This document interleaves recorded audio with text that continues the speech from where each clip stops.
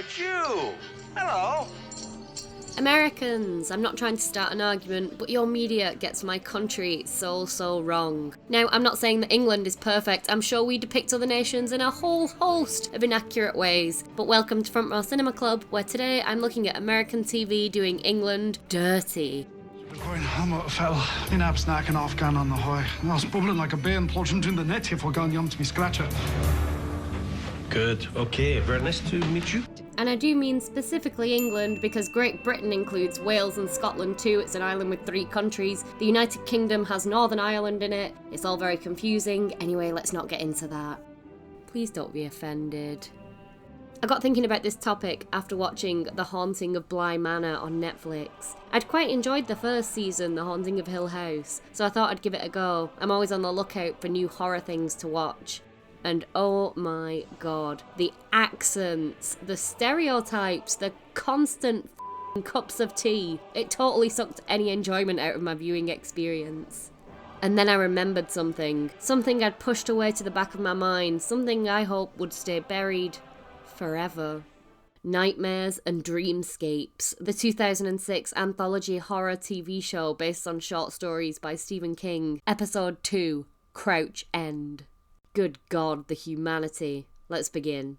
Unconvincing day for night in this day and age. I guess union rules prevented this little boy from working past 6. He enters this house of horrors to find well-fed curtain man, wind, bored man, unflattering photograph, and then the episode starts. Careful, Mum. It's bloody hot. Stop, just stop. Stop. You can't just put bloody in a sentence and say, right, job done, let's go home everyone. It doesn't work like that. You can't stick bloody any bloody where in a bloody sentence and expect it'll bloody sound right.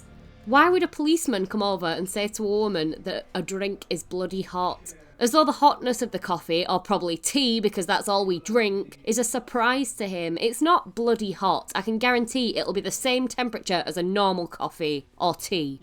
It's not lava. I mean, why puss out at careful it's bloody hot? Why not say what you really mean? Careful you bitch, it's f***ing boiling, c***. Side note, this actress is actually English. I always wonder how that goes down on set. Like, she must be thinking, this is wrong, but clearly she isn't letting anyone know or no one's listening to her. Also consider this scene in Bly Manor featuring another English actor dealing with something that's just wrong, that doesn't make sense for England and the setting.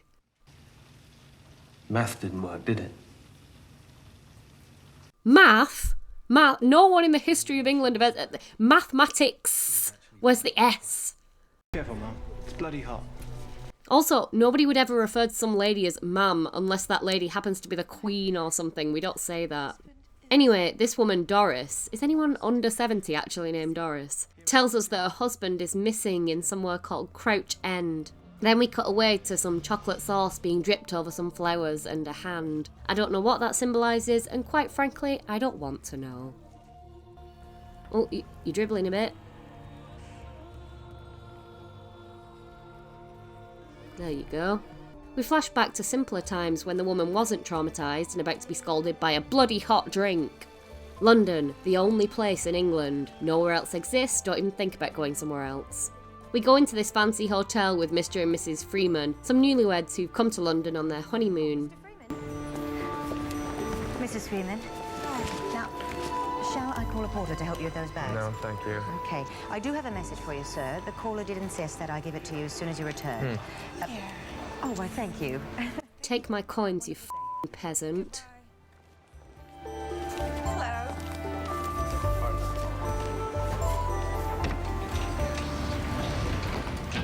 What floor? 9, but I'll do it. You know what? If you're gonna do it, just do it. Don't say you'll do it and then don't do it. You're wasting my time. Go! Problem.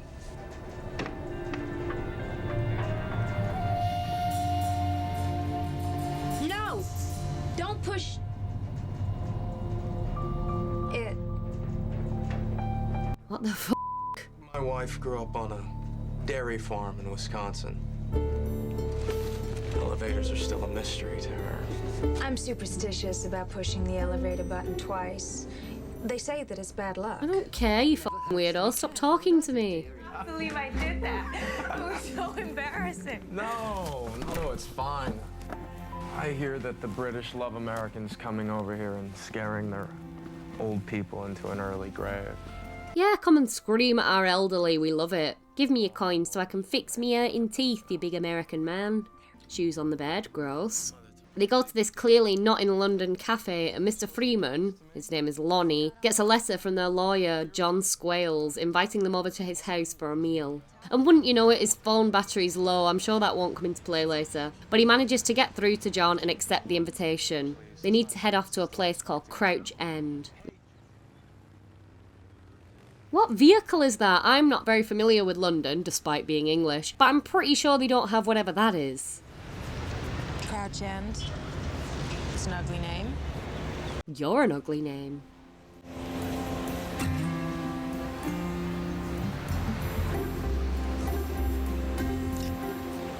You owe me.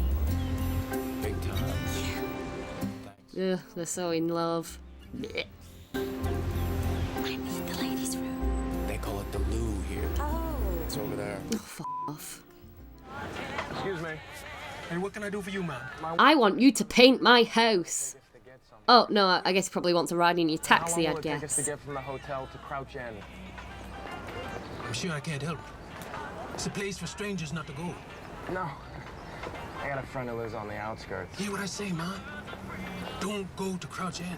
One thing I'll give them at the very least is they didn't make everyone white. Not all English people are white. We do constantly wear hats and three-piece suits, though. I mentioned Crouch End and he got all weird on me.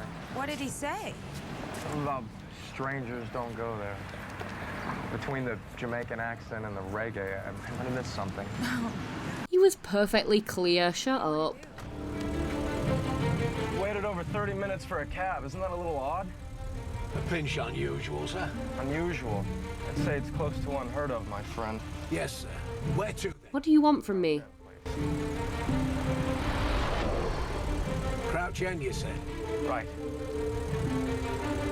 Hey-ho for Crouch End. Don't laugh at my quaint mannerisms. Did you say dimension? Where you're going, Crouch End, it's a place where there's a thin spot. It's what they say. What the hell's a thin spot? A thin spot between what we see as our world and the other. Uh-huh. Other? What the gentleman said. Dimensions. So what you're telling me is that there's a place in the Greater London area, one of the biggest capitals of Europe, where it's commonly accepted you can cross to a different dimension and nobody's making a big deal out of this. This isn't front page news. We are all so familiar with the supernatural in the mysterious old world that we just accept it and move on. What is this? You've driven 5 minutes from central London and you're here. This is like nowhere in England. Nowhere looks like this. You may as well have said you're here or here. Oh look, here's a picture from when I went to New York City. At least they remembered to drive on the left.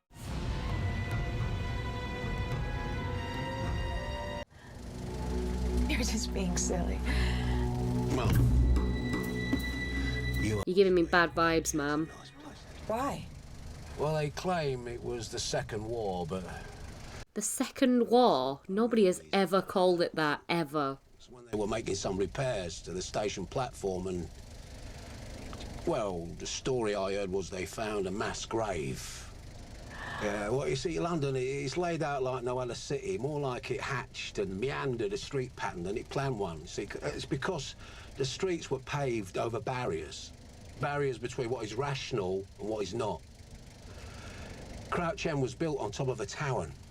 A town? No, Mum, a town. Town, it's a druid word, means a place of ritual sacrifice. Oh yeah, that makes total sense. And all taxi drivers know about druids. Before you become a taxi driver, you have to pass 2 tests. One on locations and one on ancient mysticisms. You asked me if Crouch End's a nice place to live. To you, it looks nice and normal. But it's not what it seems. Yeah, it's a studio set. Poorly constructed telephone box. That is a genuine English ice cream wrapper though, so 1 point to Nightmares and Dreamscapes. Doris thinks it's appropriate to go looking in someone's window and sees a cat with a messed up eye. Ah, typical English youths. I don't know if they're supposed to be from World War II, like Ghosts or something, or if the director just thinks this is how we dress. Did you see where it went? Bugger off, Joe! Bugger off, another big offender for British swearing. Even our swear words are quaint. Did I say it was a left on Petrie or a right? Geez, Lonnie, I don't remember. Why don't you just call Squalls and have him meet us? Oh my god, I don't care. This is so boring. Hurry up. A large percentage of the show involves these two just standing around saying, ooh, let's go this way. Oh no, let's go that way. And it's the absolute opposite of entertainment. Oh, this is my favourite thing about this episode. Football club mug. The prop department found or made a mug that just says Football Club, FC, Manchester United, Liverpool, Chelsea. No. Football Club. I like my sports unbranded and generic. Go Sports. Football Club, established 1922. A proud history. And there's a bat on it, so it's a spooky football club. There's probably another episode about the ball-kicking vampires, but God knows I'm not going to be watching it. Lonnie enters the police station to ask for directions, but finds it abandoned, and someone has fucked the table up. I now understand why my grandparents used to go apeshit if I didn't put a magazine under my piece of paper when I was drawing on the table. The damage from a single biro can be catastrophic. Nice area. I love this style of architecture. Yeah, reminds me of Alaska.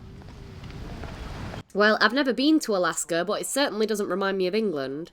Stop stopping and having these boring conversations. They keep walking about and seeing vaguely creepy and inexplicable things. Where are we? Crouch Lane and Norris Road. Whoever the hell that is. Idiots! Can't even spell town. No. We invented this language. Then this happens.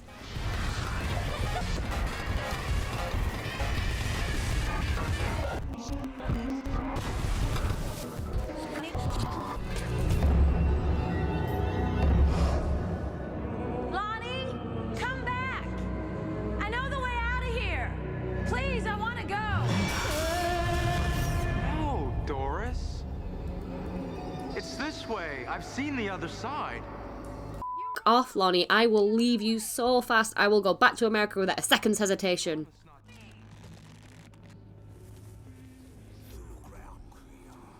Oh, a language I don't understand. Oh, triggered. It's the American woman. She's lost. Lost her husband. Lost her way. Lost her husband like we lost our H's. I once heard they had an extra letter in that dear America, but I don't believe it. To be fair, this is totally accurate. Can't fault them on the British tentacle monsters. They're a massive issue.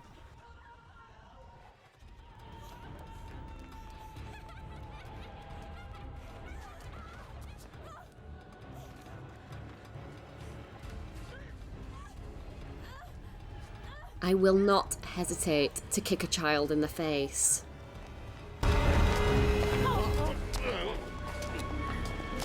What in the name?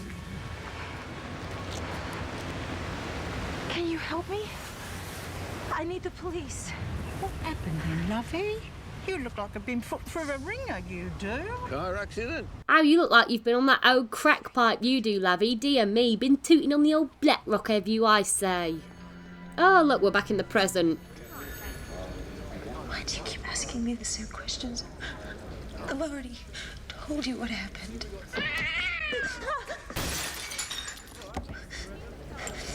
Terribly sorry, Mum. He's really not so bad. Are you, Lonnie? What did you say? Oh, I was just talking to the cat, Mum. Say it again. I was just saying it. He's really not so bad. Who? Lonnie.